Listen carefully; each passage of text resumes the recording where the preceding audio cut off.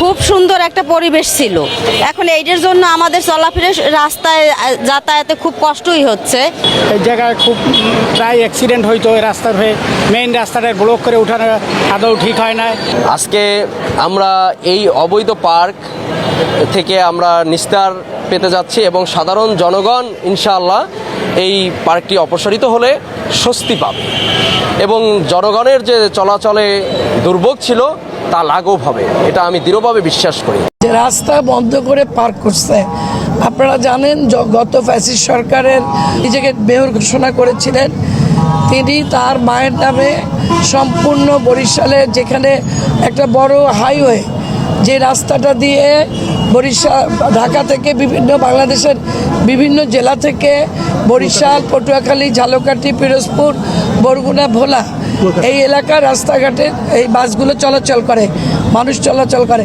সেই রকম একটি ব্যস্ত শহরে সাদেক আবদুল্লাহ তার মায়ের নামে একটি পার্ক করেছিল রাস্তা বন্ধ করে।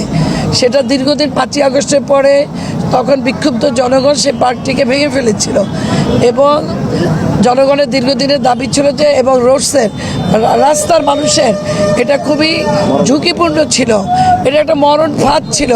এখানে এইটার কারণে বিভিন্ন দুর্ঘটনা ঘটতো বাসগুলার, যার জন্য মানুষের দাবি ছিল এই স্থাপনাগুলো যেগুলো 5ই আগস্ট ভাঙা হয়েছিল সেটাকে সম্পূর্ণভাবে উচ্ছেদ করে সম্পূর্ণভাবে এটাকে পরিষ্কার করা। আমরা সিটি কর্পোরেশনের পক্ষ থেকে জনগণের স্বার্থে জনগণের দাবির প্রতি শ্রদ্ধা রেখে আমরা জনগণের জন্য আজকে পার্কের এই বাকি যে স্থাপনাগুলো সেগুলো আমরা ভেঙে এগুলা সরানোর চেষ্টা করছি এবং ইনশাল্লাহ আমরা এটা সম্পূর্ণ করব। এটা আসলে কি, তারা তো জনগণের সরকারও ছিলেন না, জনগণের মেয়রও ছিলেন না, তাদের কোনো জবাবদিহিতাও ছিল না।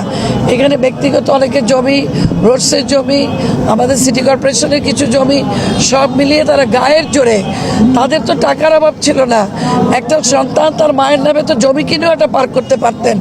জনগণের সম্পদ, আমাদের সরকারি সম্পদ দখল করে জনগণকে ভোগান্তির মাধ্যমে এখানে একটি পার্ক করেছে এবং এখানে অনেক নির্যাতিত পরিবার আছে যাদের জমি আছে এটার ভিতরে।